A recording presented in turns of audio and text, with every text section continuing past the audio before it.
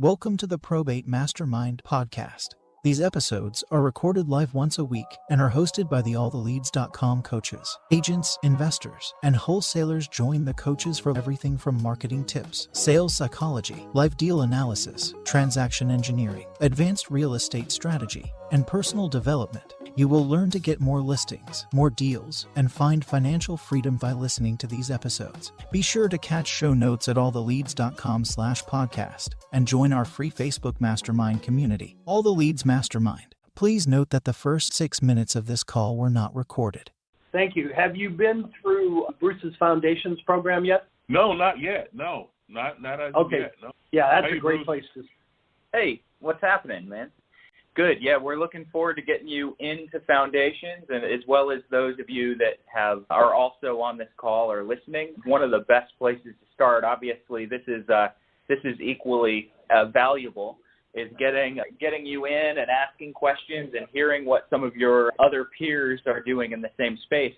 Now, what we had done, I guess when we were choppy, is we'd ask those of you, and I might pose the question to you, sir, what you've done to generate either extra leads or faster conversations in a market like we're in. Because obviously there's more people going after the same pie, and the pie seems to have whittled down a little bit as well. So we want to hear what you guys are doing to get more conversations or more leads in this market. Well, personally, that's one of the reasons why I'm on the call, because typically I call expireds, and over the last 3 weeks, both of my services, it's been pretty much zero expireds hitting the market. We switched to the just listed, just sold, but I need another revenue stream, and I've always thought about probate. However, the challenge is the conversation, the sensitivity around the conversation. As far as for me, that would be very challenging. I just lost a pet 3 weeks ago that had been with me for 13 years, and I am still sensitive to the fact that I got his ashes yesterday. I started crying. But the sensitivity in how do we do it in a professional manner that still accomplish business but still respects the loved one that's passed away. Yep, very true. The first thing is to recognize what people are actually hearing when we call them and when we write them, and recognizing that occasionally you are going to run into that person who might be overly sensitive to the prospect of your outreach. Most people are not overly sensitive unless they hear you asking something that they don't want to talk about. Normally, what they think that we're saying is, hi, sorry, your mom died. You want to sell the house.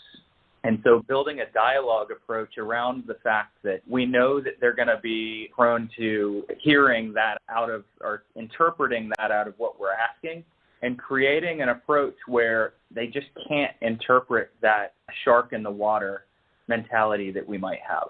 So in doing so, not only do we show empathy, and not only do we offer our kind of condolences, but we're really also taking them into the future, and we're helping them see what life is going to be like when this is all done.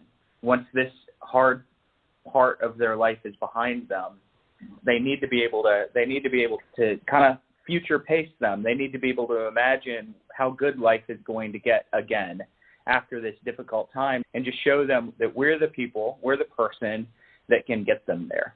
And it's okay if they're sensitive. It's okay if they are emotional. That's completely normal. And they need to know that it's okay. They need to know it's okay. Tim, do you guys have anything to add? Yeah, I think the important thing to remember also is that in many cases, the person who's acting as the PR is also not a direct lineal descendant of the person. It may be just maybe the sharpest person in the family who wasn't real close to Aunt Nell, but is real good about business. We'll let him handle it. And oftentimes we become overly sensitive to think that the person that we're talking to may have been a person who just recently suffered a loss, and they really didn't feel the loss that dramatically. It's not an emotional issue for them. And so you've got to make sure that who you're talking to and find a good way to establish the nature of the relationship between that personal representative and the decedent, so that you know where that sensitivity is.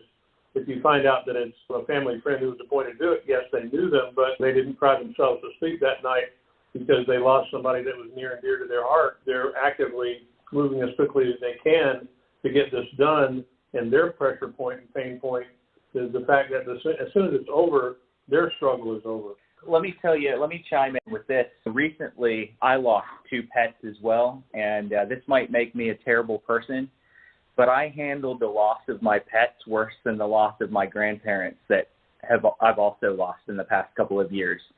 So you referenced pets, and we can't just draw a conclusion that everyone that we talk to is emotionally distraught. If they are, they might be numb, and they might have their head down, and they're just getting through this legal process as fast as they can. So you're not going to talk to a ton of people that have just this emotionally raw feeling to them. Yep. And the other thing I would add, and I've said this many times, these are not obituary leads. On average, it's 3 to 4 months, sometimes a little bit longer, from the date of death until the probate gets filed. 4 months later, the people may not be completely over the grief yet. They probably aren't, but they're at least past it enough that they've made the business decision to go hire an attorney and file the probate. There's a lot of things to factor in, like Bruce said, but don't assume.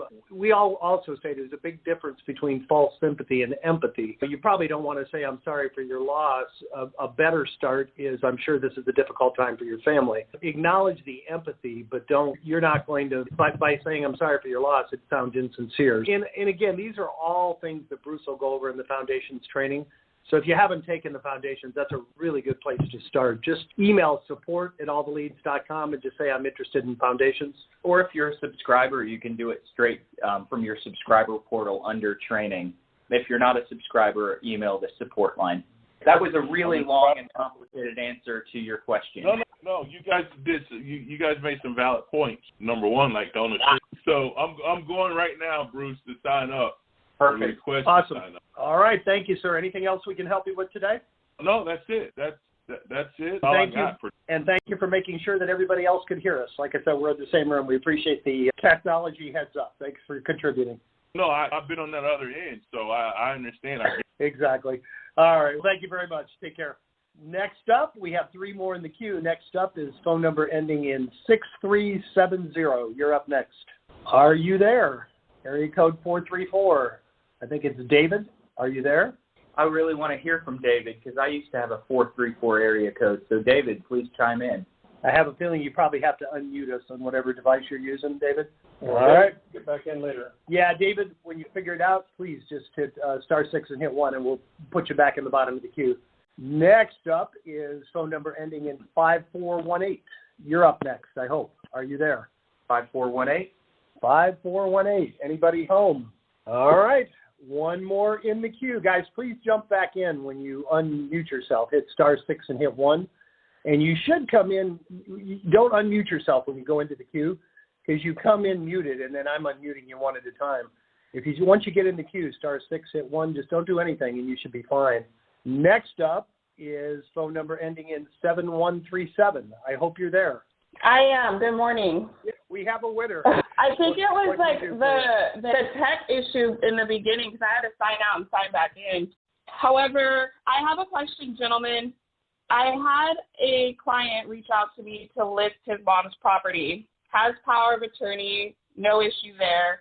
Mom actually passed away 2 days ago. So now my question is, am I able to still list traditionally, or does this have to go into probate? Because I'm new to the probate world. Help us understand the situation. The mom passed away 2 days ago. Are you saying that mom was the personal representative, or who was the original person that passed away? So mom is the owner of the property. Her children have had power of attorney because she's ill. Unfortunately, she actually passed away before we listed the property traditionally with the power of attorney that they have for mom's property. And now do we actually have to go into probate, or am I able to still list traditionally? What state are you in? California. Yes. Yes. This would be probably one. This is not an ideal situation, but I'm going to put a silver lining on it. This is your opportunity to refer a really good attorney, specifically one who will get them as executors full authority and not partial authority to sell the property. So anytime you can catch something like this when it's really early and there's not already an attorney involved that might have set it up in an inopportune way, you should be able to take these folks to a good probate attorney if you have one. And if you don't, use the opportunity to call and interview a couple of attorneys and talk to them about the difference between full authority, partial authority, and what their preference is. If it was me, I'd send them through to an attorney that was willing to do full authority. That would give you the ability to sell the property as quickly as possible. Okay, got it. Taking notes. Did your mom have any sort of trust in place or anything like that, and did she own the house free and clear? The property is paid off. The son says that there is a will, there's no trust. And so, prior to her passing out, a power of attorney was enough for us to list the property. She was still alive. However, as we're about to put the listing live, she passed away. So that was the reason for my call today, was getting clarity on how we actually move forward so that legally I'm doing my part properly and that they're taken care of as well. Yeah, one thing that we're always careful to do on these calls is not give legal advice. If you had valid powers from a power of attorney standpoint, you need to make sure the attorney knows that you had that. And I'm not going to claim intimate familiarity with the exact chapter and verse of law in California, and we have other probably subscribers on this call who are, but you may find that there is some manner of legal standing in regard to the power of attorney. So I'd ask that question as well. Don't fail to mention to the attorney before you do this that you did already have power of attorney, and is there any way that utilizing your existing and legal power you can sell that property, or does it have to wait on probate? Got it. All right, perfect. Appreciate it. All right, thank you. We only have, hold on, anything else we can help you with?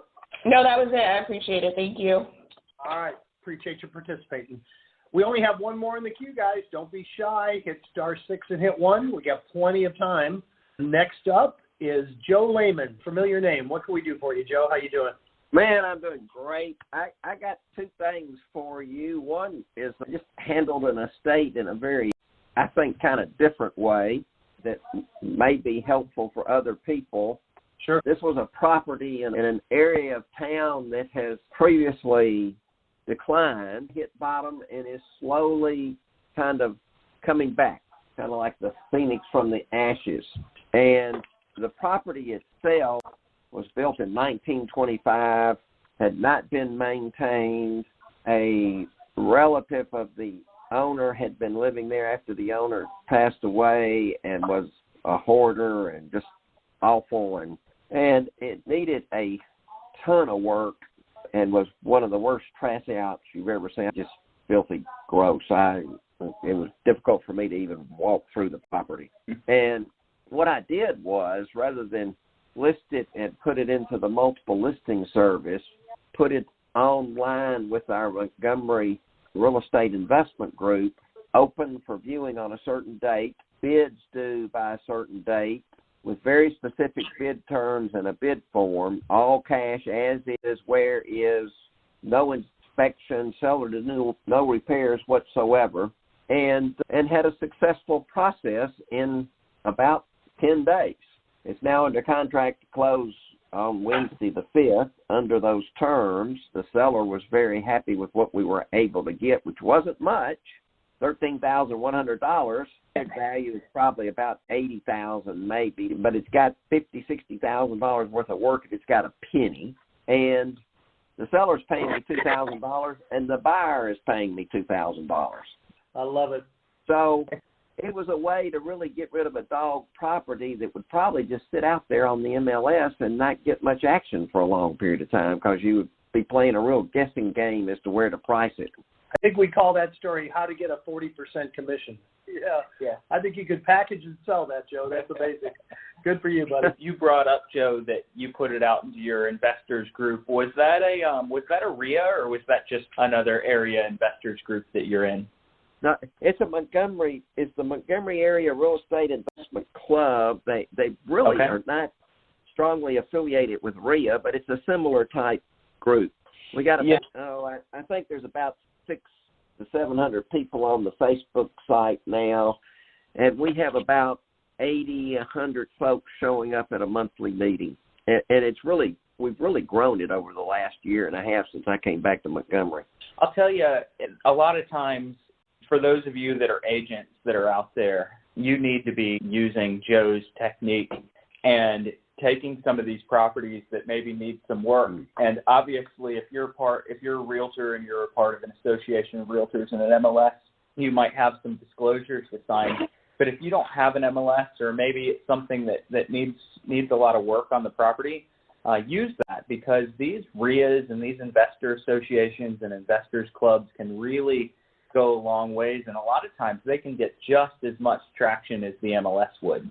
Often we think that the MLS is the end-all be-all, and if you are not a licensed agent and you maybe don't have an interest in buying a particular property yourself, plug into your investor groups that are local, because there are a lot of buyers and a lot of cash buyers there. And Joe, I'm sure you get this question a lot as a coach, and as a coach, I get this question a lot, is where do I find my list of cash buyers? You've got 80 people right there in that investors group that is probably your list of cash buyers. Absolutely.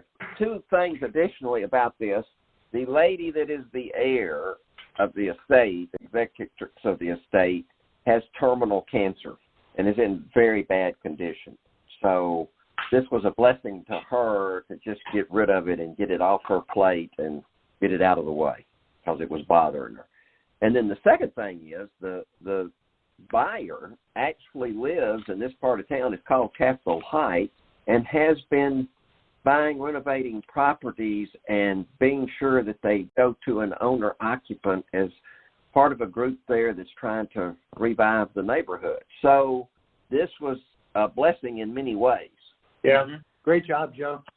Joe, I'm assuming you're as proactive as you are. You already belonged to the local real estate group, or did you go out and locate them for this particular deal? Oh, no, I've belonged to them for the last couple of years. When I first got back to town, I located them, and I started going to their meetings, and they were having like 15, 20 people show up. Yeah. Now we've got it up to the last meeting we had over 100 people. Nice. And it's really getting active. People are being more willing to share information. More and more stuff's getting posted into the Facebook group, et cetera. So it's making. Hey, Joe, I asked a question at the beginning of the call, and I don't know if I think the technology problem might not have come through, but given as strong as the seller's market is now, what do you see yourself and people in your group, what are they doing differently to get deals?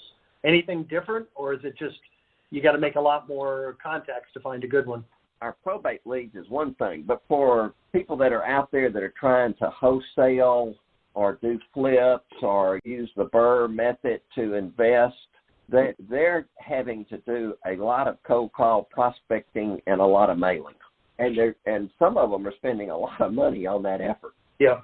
Yeah, you make a great point that this probate is probably more valuable now than it's ever been for that reason. How many markets have any expireds anymore? The only reason anything's expiring is if it's just grossly overpriced. And how many? What's that? I'm still coaching with Mike Ferry, and I can tell you in a ton of markets, the expired listings in FSBOs are nominal. Yeah. And the FSBOs hit the market and sell themselves, boom. And they usually sell themselves because some real estate agent is paying attention and has a buyer for that area, that price range, and FSBOs are getting multiple offers. Sure. Yeah. So your only options are to go cold, just what's it just sold, or go cold door knock, or you can operate in a much warmer, much hotter pool of people that are not getting prospected and need to sell, and a significant number of them are absentee owners. Is that true in your market? That most of them do not live in the area? Most of the heirs? With my probate leads, I find I do better with the absentee personal reps than anything. Yeah, exactly. You got zero competition. You're probably the only one reaching out to them. That's just about true. Now, help me understand something. We've got a couple of different things going on. You've got the training being done with ATL, and then Chad Corbett is doing his thing, having gone through Probate Mastery before Chad went out and did the separate thing. I'm into, but Does Chad still have the relationship with all the leads? I don't understand all this. Help me understand how all this is working right now with Bruce and Chad and you. We had a major falling out. No, we did not. We shot Chad. I'm sorry to let you know that Chad's no longer alive. Yeah. No. So Mastery is still an incredible course. We promote it. We think that you guys should be taking Mastery. What Foundations was born out of is probably really important, and it was born out of why Bruce, was hired by all the leads, and that was to coach people up on the things that they should be accountable to. And over time, that really only came down to three things that I was coaching on week in and week out. And instead of taking 8 months per person to coach them on those three things, I decided to go ahead and start putting it out there in a class. And so you're going to get some of that class, some of those topics in Mastery as well, with a different spin on it, because I think most of you that heard Chad and I on calls know that we have slightly different styles. So just because I teach someone how to do marketing or dialogue building doesn't mean that it's the way that they need to do it. So we encourage you to get Chad's version as well. And then and then otherwise, you're going to go a lot deeper with Mastery. So you're going to pay for it. It's still an incredibly affordable and, in my opinion, undervalued class. I think that it's something that you should that most of our subscribers definitely should take. But if you want those foundational elements that I would be coaching on, and it would take me months and months to coach you on it, then come to Foundations and get it in 2 days. And Joe, I would also point out, we used to do the monthly role play call the first Wednesday of every month, where we would take people start to finish through a role play. And there was just such a variety of different ways that things could be handled. Bruce has even taken the role play call and broke it into segments. And Bruce, maybe share a little bit of that. Rather than run through a complete role play, in part of the Foundations training, he'll practice the opening dialogue, right? Mm-hmm. And then you go into a breakout room.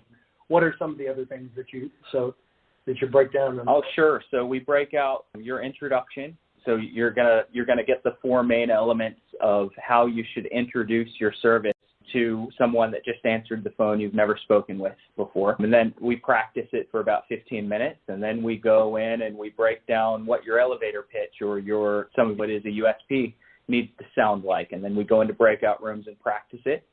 And then we start hitting objections. We talk about how to handle objections, and then we go practice it. And last, we take time to deal with appointment closes. So what are the techniques for turning that conversation into an appointment at the house? And so we take what used to be a monthly role play call, and now we're doing 4 role play calls, practicing the individual components of the call on the same session. Joe, you've been. I know I'm sharing this as a benefit to everybody else. You've been to the class. And it's very just different. Yep. But at any rate, we do encourage people to take Mastery. This is not a replacement. This is just something that's meant to get a new subscriber up and running faster, so that they don't have to go through months of private coaching and waiting on their next month's call. They can just jump into one of the classes that are taught a couple of times each month and get it down, and then as they perfect that, they can move on into Mastery. Okay. Yeah, the other thing I was going to say is, I appreciate you bringing it up, and gives us an opportunity to talk about, it's the where's Waldo conversation. I think we should be doing a travel log of what Chad's up to, but, Chad is still certainly a part of all of our lives, and we love Chad. He's part of we're all still very close friends, and as a matter of fact, Chad, we're all in Florida this week, and Chad just happens to be down here, and we'll probably all get together. We've all seen him. He and I talk pretty frequently, and we're definitely still working together. Chad still works with us, does marketing work for us, and a bunch of other stuff. Chad's just getting the opportunity to live out his dream life, which is to not be tied down to doing things like this every week. We're just punks. We sit here and do it all the time because we love it. And Chad wanted to go out and really pursue his best life, and took the opportunity to go do that. And we're happy for him to do that. But don't ever think that there was any enmity in him doing what he's doing or us doing something else. We're all still the closest of friends, and expect to be that way for forever and ever. And Chad's got a lot of valuable input, and part of our agreement that we made when we decided to make some of the changes that we made was that we nailed down first a cooperative agreement where we would all work together to create, an opportunity to have Master continue to be a part of what we're doing, and we know that we need to create some other pieces, but we're definitely all still playing the same game and playing it together, so we're in good shape with that. Just letting you know, you didn't ask that question, but sometimes it's important to hear that, and Ted's not gone and not forgotten by any stretch of the imagination. So I just thought I would. And I'm glad I gave you the opportunity to put that information out to the folks on the call. Yeah, thank you. I appreciate it. We appreciate you. It's always good to hear from you. You always have interesting perspective on things, and you're an innovative guy, and I love innovation. It's always good to hear what's coming from, your part of the world as well, because you tend to be a pretty good barometer about what's going on in the marketplace as well. So we appreciate that from you. And Joe, great idea with the RIA. I started to say, for those of you that don't know how to find an investor group, you can simply just Google investor group in my county. Another pretty surefire way is RIA.com, REIA.com. It's a national organization of chartered real estate investor associations, and you can click there, a map will come up, and if you're in any large city, there's probably a local group. Go join it. Go to the meetings. It's not only a good way to learn. Joe, you're probably the teacher in the group, but it's a great way to network. And your story was a great example of that. We appreciate you. Anything else we can help you with this week, Joe? No, I'm good. Thank you, guys. All right, buddy. I think you're great, man. Thank you. Next up is phone number. I think it was one of the people that was locked out before. Phone number ending in 1331. Are you there now? Hey, small world. Actually, Coach Lehman he used to be my coach, actually. Awesome. And once you hear that voice, you remember that voice from Holy Cow, right? You think he has a distinctive voice? I don't know what you're talking about. Yeah, very, very awesome guy. Very. Coach Joe, how you doing? This is Antoine. Yeah, I wanted some, as Coach Joe had talked about, the clarification. I did go on the website, and it was a little confusing as far as that, but you guys have clarified the different programs. I guess my next step would be I sign up and then I get Mr. Hill's coaching program and platform. If I want to sign up for the whole deal, the market, I guess the mailbox motivator and the whole package, who do I do that with? Are you a subscriber at this point? No, not yet. No. Oh, yeah. We'll have Darcy or Jordan reach out to you after the call and kind of walk you through the whole program. But long story short, if you're getting leads from us, this is all included and free. If you're not, the Foundations program has a very nominal charge. It's well worth it. But it's a good time to have a conversation with with Jordan or Darcy or Natalie about what's included in the entire program, leads, mailbox motivator, the whole system. But we'll have one of them reach out to you right after the call. Super. Thank you. All right. Was there any other questions that you had on either the program or the process? No, not at this time. I'm just all right. Awesome, guys. Thank you for participating. We appreciate it. We got one more in the queue, guys. Somebody else jump in there with somebody out there has got to have a win of the week or just an innovative, brilliant idea on how they're getting more leads. And before I activate you, Bruce wanted to say something. Oh, and I'm just going to say, I'm looking at those of you that are working to get more leads. I'm looking for a specific answer here, and if nobody gives it, you're going to make me give it at the end of this call, because I do have something that most of you all should be doing, but I'm hoping someone else can come up with it so that I don't dominate every call that we have. If somebody comes up with it, we'll give you some historical leads in your market for free. All right. An extra prize this week. All right, great. So it's guess what Bruce was talking about time. Somebody come on and share that, please. Hit *6 and then hit 1. I'll be amazed if anybody gets it, but people are signing it, so you never know. All right, next up is phone number ending in 1374. You're up next. Great. This is Dwayne Smith in Oregon. So I've talked with a couple of the lawyers in my area, and they all want me to get the designation. So I was thinking about doing the Probate Mastery Certification course, but they want it to be Oregon-specific. Any ideas how I can nail down, because they want me to have the legalese for my state? Any idea how to do that? Wait, what is it they're asking you to get? The probate certification. But they want it to be Oregon-specific? Yeah. Yeah, I think they're asking you for something that is probably a CE course of some sort. And Probate Mastery is very specific to what we do and how we do it.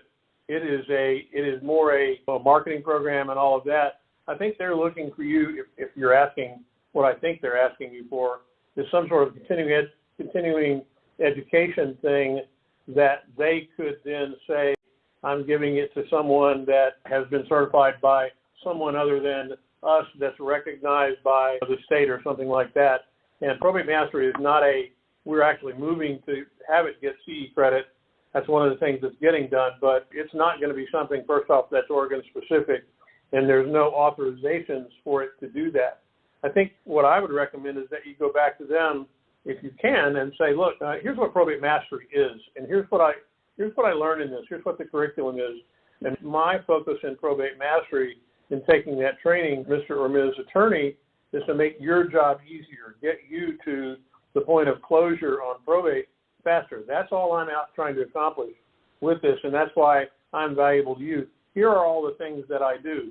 But if they're looking for some certification, that's more, in this case, far more of a legal orientation than a marketing and expeditious behavior representation, I think.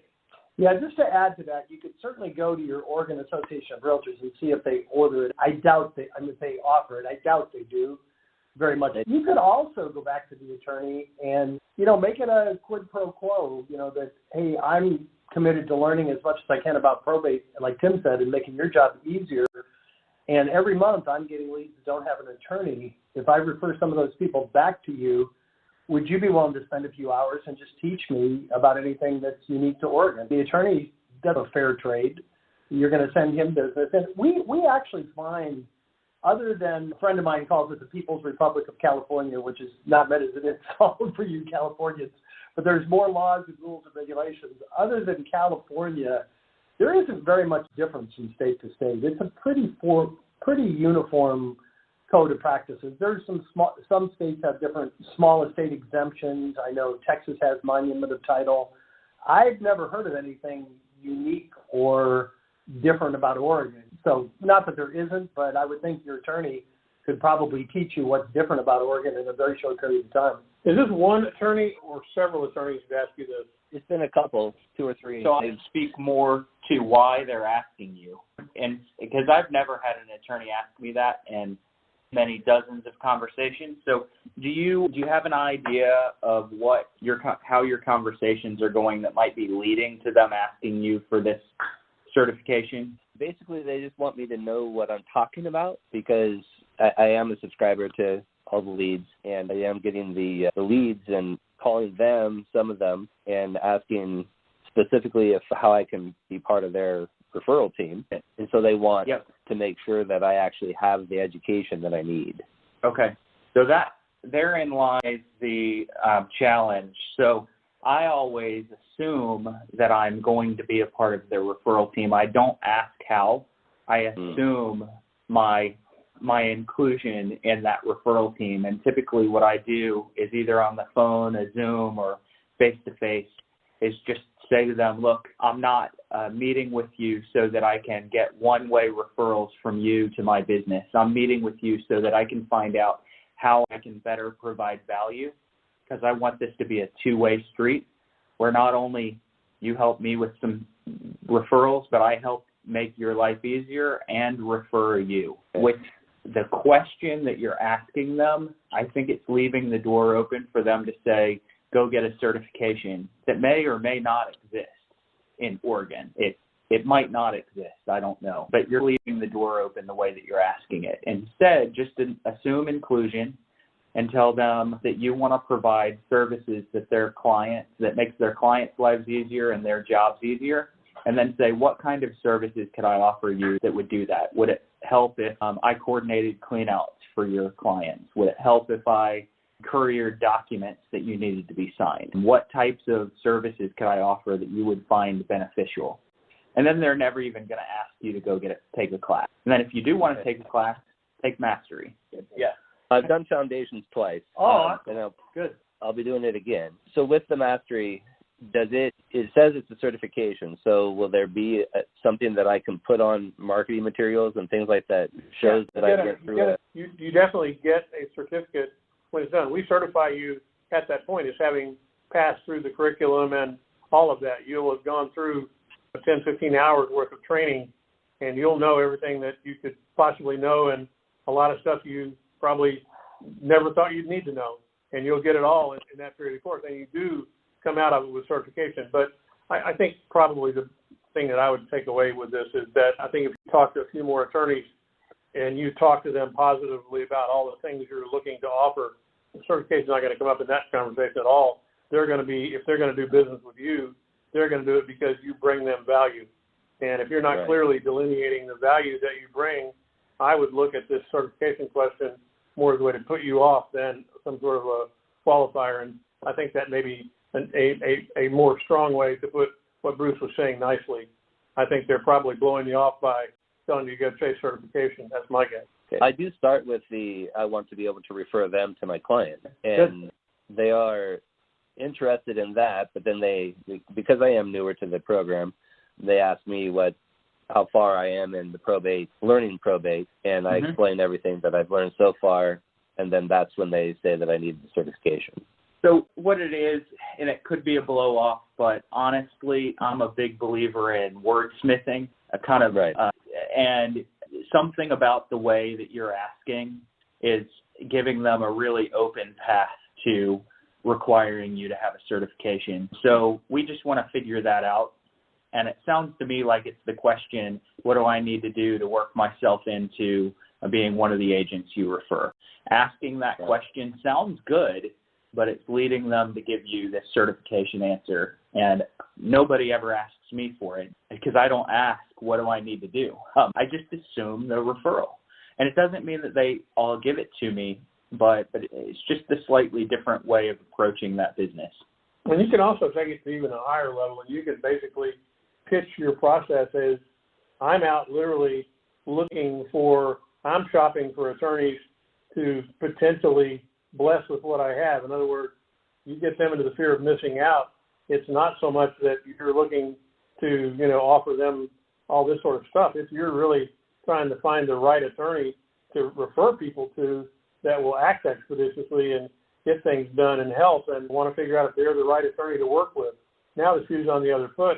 Make them qualify to do what you want to go do. And that's the ultimate in getting that done. And I think that's part of what Bruce is saying. He never gets asked the question because by the time Bruce has gone through what he's doing, what he's talking about, then they're anxious to do that. Now they really want to make sure that you see them as the right attorney to work with. So, it's just a growth process. As you do this a few more times and you become comfortable with what you're saying, you're gonna figure this out very quickly, and you'll know exactly what to say, when to say it, and you're not going to get asked that question.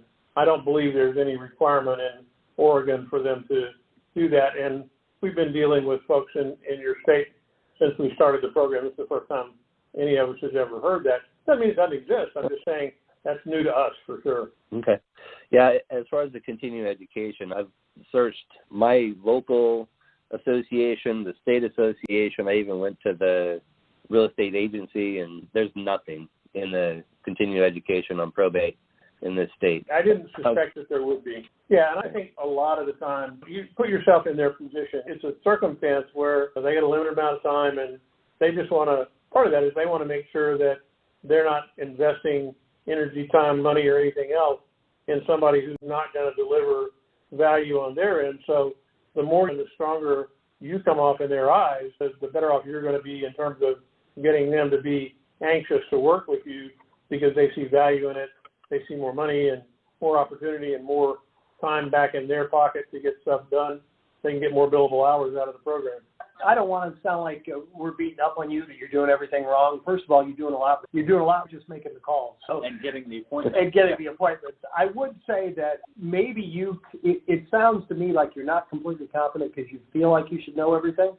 And maybe just if you do get in, if you come in more confident that you don't know everything, but you've got a group of 12,000 people and you got all of us to get the answers, it might make you feel a little more confident. And even an answer like that is, I don't know it all, but I'm part of the biggest group of probate professionals in the country. And if you or one of your clients wants an answer that I can't provide, I'll get it quickly and I'll get back to them. So maybe that'll give you that extra confidence to come across more confident, and you'll get that objection less. Something, Bruce? Want to add? I was just going to kind of soften the fact that we were beating up on you a little bit as well. And I think it's important to know, here I am sitting here on this stage with all the leads, 17 plus years into the real estate business. And I think that you need to know, as someone that we just critiqued, that in my first full year in real estate, I only sold one house and I made $1,800, and that was full time. And when I'm telling you to wordsmith things and critiquing what you're saying in your business, it's because I've had to do it in my business. And the fact that you are getting this answer now is what's going to make you really good in the future. There are some people that things just come naturally to, and normally that person stays a little bit better than mediocre, but they stay better than mediocre for their entire career. Whereas someone that goes through the struggles and the challenges of maybe only selling one house in a year, or having attorneys tell them to go get a designation, you're going to improve, and it's going to make you far better than those that conversation just came easy to right out of the gate. I believe that. Alrighty. Yeah, the last one just yesterday is the longest conversation I've been able to have with a lawyer. It was about 45 minutes. So nice, great. And and he dumped a lot of information on me of what he wants to see, and then which is only going to take a month, maybe two, and then he's happy to refer me. So go ahead. I'm sorry. Well, so that is the positive of a rejection, I guess. A rejection phone call is the fact that he kept me on the phone for 45 minutes, dumping information. Yeah, and I would again compliment you. We always say reach out to the executors first. But remember, the executors are probably 1-2 deals at the most. We always tell people, the attorneys can be a career worth of referrals. And if I had to guess, I think a majority of our clients just work the executors. It's probably more than half don't ever make the attorney calls. So congratulations on taking that first step. And like Bruce said, you'll learn as you go, and you're going to get great at it. It's going to pay off for you long term. So good job. I appreciate it. Thank you. Thank you. Bruce, we have nobody else in the queue. If anybody wants to jump in, one last chance. And obviously nobody got Bruce's secret answer there. So Bruce, we got about 4 minutes left of the call. Go ahead and share the technique that nobody guessed. All right. I'm shocked that nobody got it. I'm going to give you the basic level technique. And as soon as I say it, there's going to be a bunch of people listening to this call that go, oh, man, I knew that. Okay. But then I'm going to take it a step further. And this is not specifically probate related. We're just giving you some advice on how to go get deals, get clients, and have more conversations, even in a competitive market like this. And that is through the act of circle prospecting. Now, obviously, if you have a listing, a lot of people on this call are circle prospecting around their listings or around their open houses, and that's the way that we've all been taught and trained to do it. But for those of you who are agents and those of you who are investors, I want you to try to take some nuggets from this as well, but it's specifically designed for agents. If you have buyers, which right now it seems like a lot of us don't really want, I want you to circle prospect around the neighborhoods that your buyers are looking in. So you don't have to wait until you have a listing. You don't have to wait until you have an open house to call around that neighborhood. You can do it when you have a buyer looking in a certain area as well. One of the things that I used to do in my market that worked really is what I call using bait to catch bait. And I would go out and I'd find a unique set of criteria that buyers might be interested in. And living in Raleigh, North Carolina, there's two things that we don't have. We're not far enough south to have a lot of in-ground pools, and our soil is a little too sandy to have basements. So I went out and I ran an ad that said, if you're a buyer and you want a basement and a swimming pool, I have those listings. And I got buyers to sign up for houses with basements and swimming pools. I didn't have the listings yet, so then I went and I did a reverse search, and I found everyone in the county who owned a home with a basement and a swimming pool. And I wrote a letter and I said, I have buyers looking for basements and swimming pools. And every single week, I would get at least one person that would chime in with a home that would say, hey, I have a house with a basement and a swimming pool and I'd be interested in selling. So essentially, you're creating inventory out of thin air, and you're creating buyer lists out of thin air just by offering something that might be a little bit unique. And when you mix circle prospecting into the mix and you start calling these people, it's really dynamite. I know that's not probate specific, but if you're looking for inventory, go off market and start running a campaign like that. Perfect.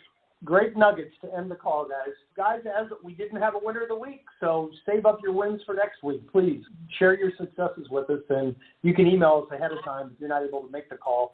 We'll present your win for you. I want to thank each and every one of you for being here. I want to particularly thank those that actively participated. I want to challenge each of you, take one thing that inspired you on today's call, go out and put it into practice, and come back next week and share the results with the group. Have a great week, guys. We'll talk to you same time next Thursday. Take care.